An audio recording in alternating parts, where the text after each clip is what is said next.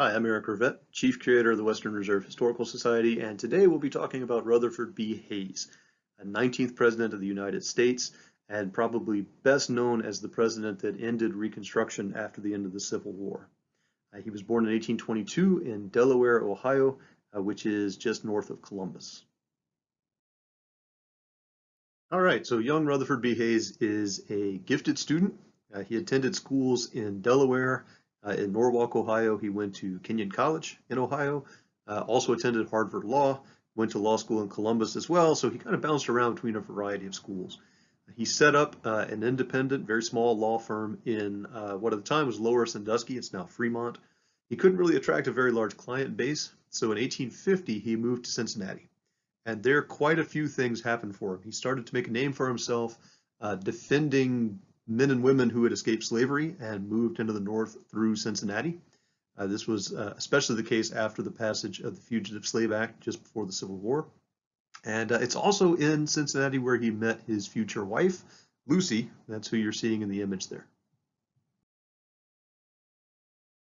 Now, as a Louisianian and a lifelong Saints fan, I feel it's my duty to point out that a young Rutherford B. Hayes also bears a striking resemblance to Drew Brees. So in 1861, Hayes puts what is now a thriving and successful law career on hold to join the Union Army. He's appointed major of the 23rd Ohio Volunteer Infantry, and also serving in that regiment is a young private by the name of William McKinley. And this is, so far at least, the only time in American history that two future presidents served together in the same unit in the military. Believe it or not, though, it is not the only time that U.S. presidents have served together in combat. In fact, it's not even the first time. So this is just a quick aside for the history nerds. This is the famous painting Washington Crossing the Delaware, which shows a scene that led up to the Battle of Trenton during the Revolutionary War. This painting also shows two future presidents serving together during a war. Of course, everybody knows Washington, but the man right behind Washington carrying the flag is James Monroe, the future fifth president of the United States. And in fact, Monroe was badly wounded at the Battle of Trenton and was very lucky to survive.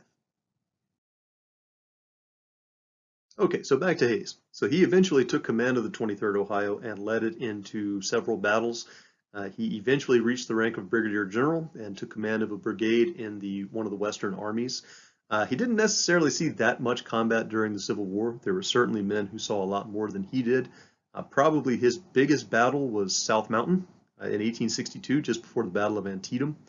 And yet, despite that, for not seeing that much action, Hayes proved remarkably adept at stopping bullets. He was wounded in the head, the shoulder, the left arm, the knee, and the ankle during the course of the Civil War. And despite all of that, he came through relatively unscathed.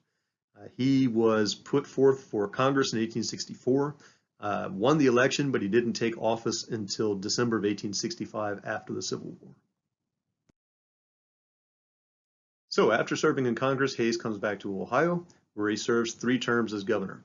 He's nominated for the presidency in 1876, running against Samuel Tilden, a Democrat, and Hayes loses the popular vote, but the electoral vote is disputed in 3 southern states, South Carolina, Florida, and Louisiana. And so what happens next is the Compromise of 1877, which you might vaguely remember from your school days. So here it is. The Democratic South agrees to concede the electoral votes to Hayes, thereby giving him the presidency. In fact, he wins by only 1 electoral vote. In exchange for a couple of things. One, Hayes has to vow only to serve 1 term as president. And more importantly, Hayes has to agree to pull federal troops from the South, effectively ending Reconstruction. The problem with that is that by doing so, he removed protection for African Americans in the South, effectively abandoning African Americans in the South to vindictive treatment at the hands of white Southerners. On the plus side, Hayes does enact at least the beginnings of civil service reform in the federal government. We'll talk a lot more about that in the next video. But in terms of his overall presidency, Hayes really kind of ranks middle towards the bottom of the pack. And ending Reconstruction was very difficult for Hayes because remember, this is a man who had spent his entire life as an abolitionist and championing the rights for African Americans. But under his watch and under his term as president, he did quite a bit of harm to African Americans living in the South. So after leaving office, Hayes returned to his family home called Spiegel Grove, which is in Fremont, Ohio. If you've never seen it, it is absolutely worth the trip. It's an amazing house.